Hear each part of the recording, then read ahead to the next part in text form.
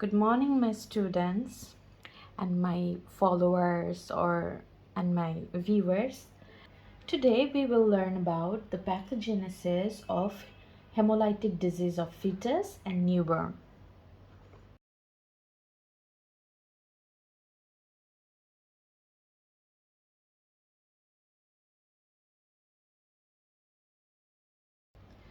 So let's start. What happens first is that maternal immunoglobulin IgG antibody is transported across the placenta into the fetal circulation. So I will write it down as a flow chart so that it becomes easier for you guys to understand. So what happens is that at first maternal IgG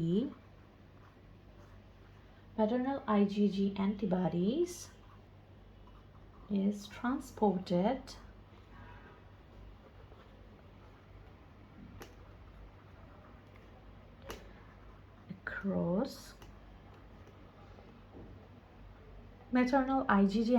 is transported across the placenta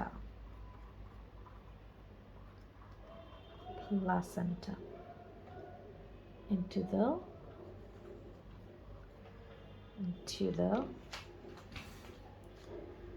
fetal circulation.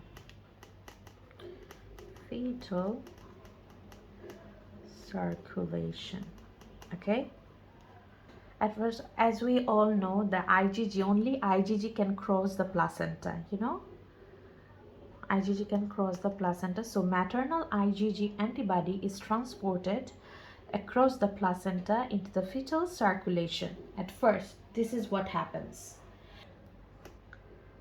So what happens is that after entering into the fetal circulation, it binds with fetal red blood cell.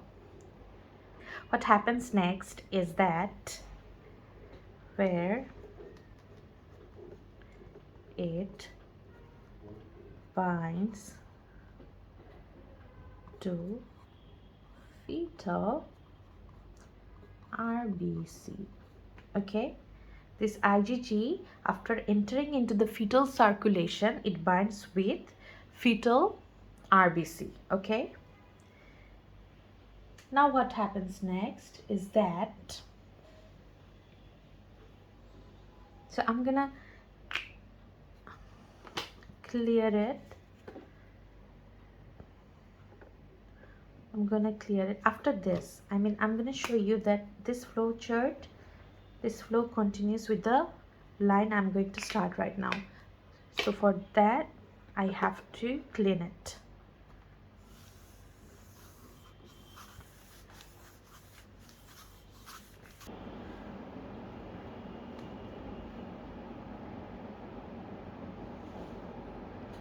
Now the antibody coated cells are removed from the circulation. Now the antibody coated, and this antibody is IgG. Okay, this antibody coated cells are removed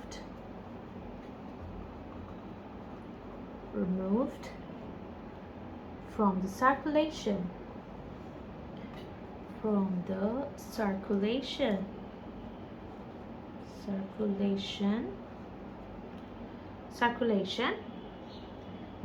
by which, who removes them? Macrophage in the spleen. By macrophages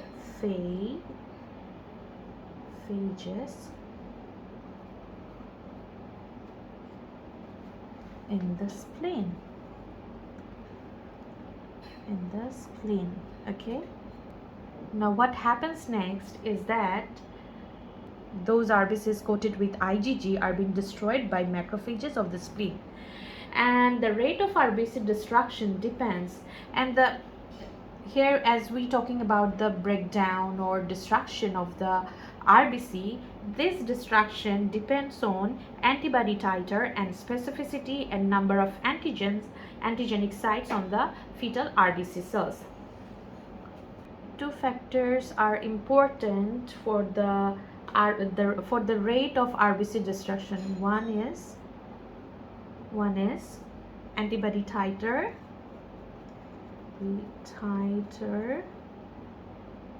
and specificity.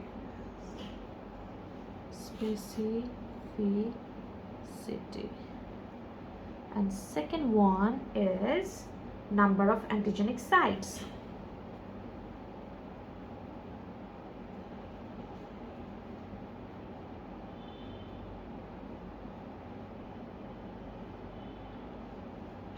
Now what happens is that increased destruction, it causes increased destruction of the RBC, which produces anemia. So as the macrophages in the spleen are breaking down this antibody coated RBCs, so anemia will develop.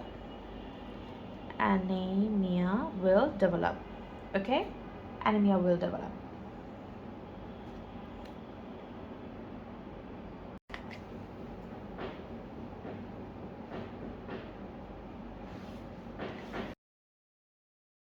This anemia stimulates the fetal bone marrow to produce RBCs at an accelerated rate. Okay, fetal bone marrow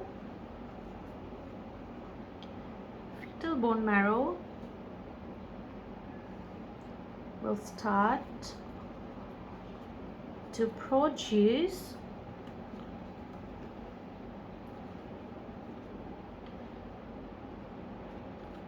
RBCs at an accelerated rate. Okay, so what happens next?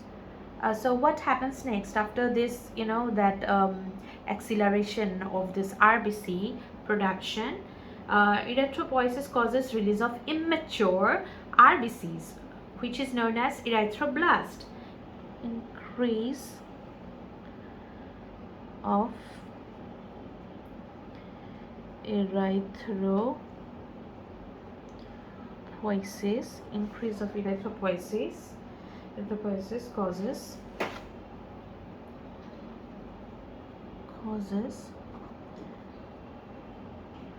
release of immature disease.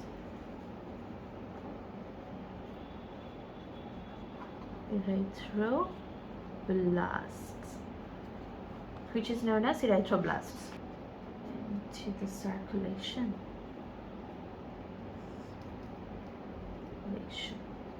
which is known as erythroblastosis fetalis. Erythroblastosis fetalis. Okay, this will happen. After that, what will happen?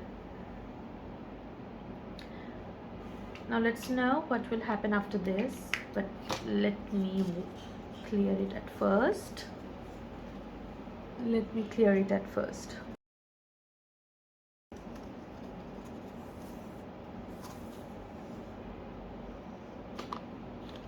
After erythroblastosis fetalis, what will happen?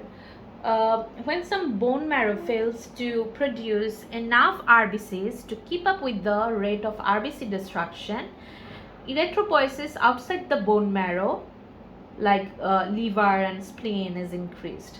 As our erythropoiesis is happening and cell destruction is also happening simultaneously, so what will happen?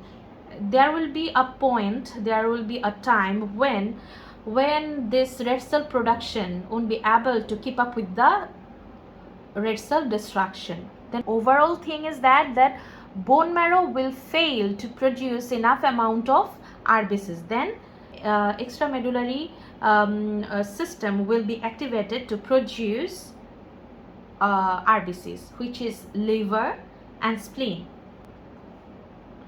When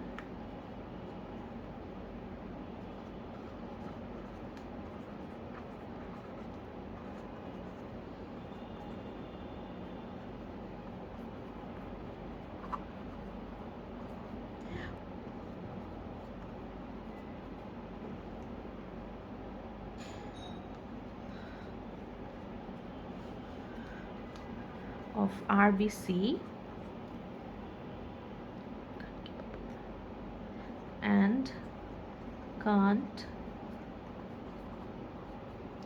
keep up with the RBC destruction,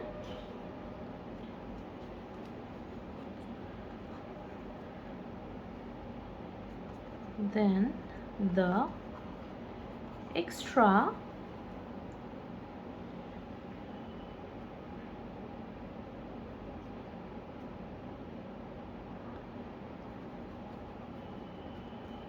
Larry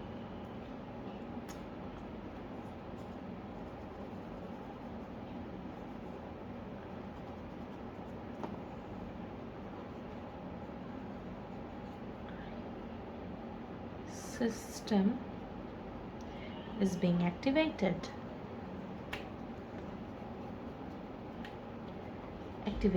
Okay, extramedullary system is being activated, which is liver and spleen. Okay, now while making this RBCs, liver and spleen becomes enlarged. That means hepatosplenomegaly develops. Hepatosplenomegaly. That means liver and spleen both increases in size.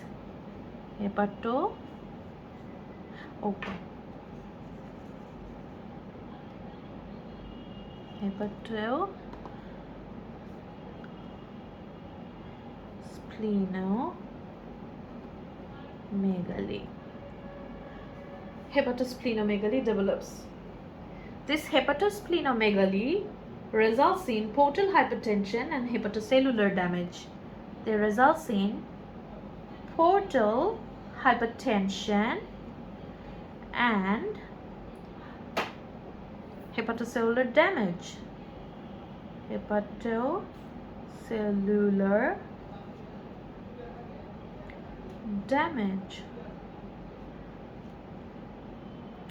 Hepatosplenomegaly causes portal hypertension and hepatocellular damage. Okay, and finally due to hepatocellular damage,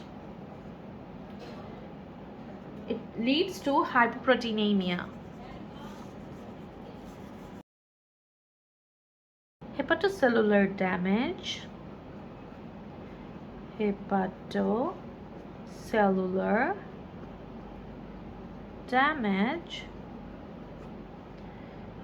leads to hypoproteinemia.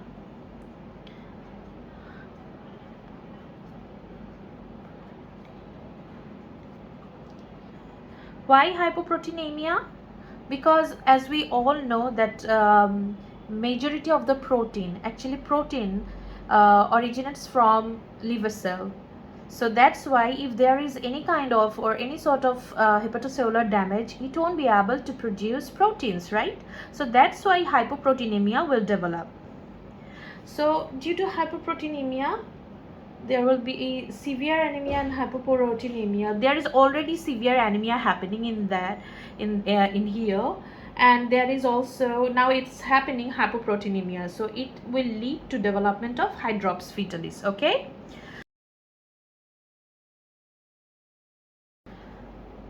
Severe anemia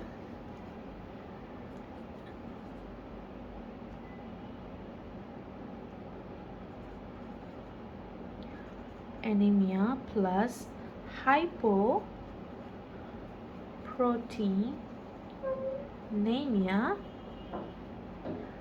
which will lead to Hydrops fetalis. Hydrops fetalis, which is characterized by high output cardiac failure, high output cardiac failure. This is number one. Two is generalized edema. Generalized edema. Three, it will lead to effusion and ascites. Effusion and finally ascites. Okay, so finally the hydrops fetalis will develop due to hemolytic disease of fetus and newborn. Hydrops fetalis is characterized by high output cardiac failure, generalized edema, effusion and ascites. So hope you like this pathogenesis. Hope you like this process of teaching you that the pathogenesis of hemolytic disease of fetus and newborn. Hope you guys liked it. So finally, this is the pathogenesis of hemolytic disease of fetus and newborn. Do subscribe to my channel. I will keep uploading videos over different aspects of medicine. Hope you liked it. Please subscribe. Thank you.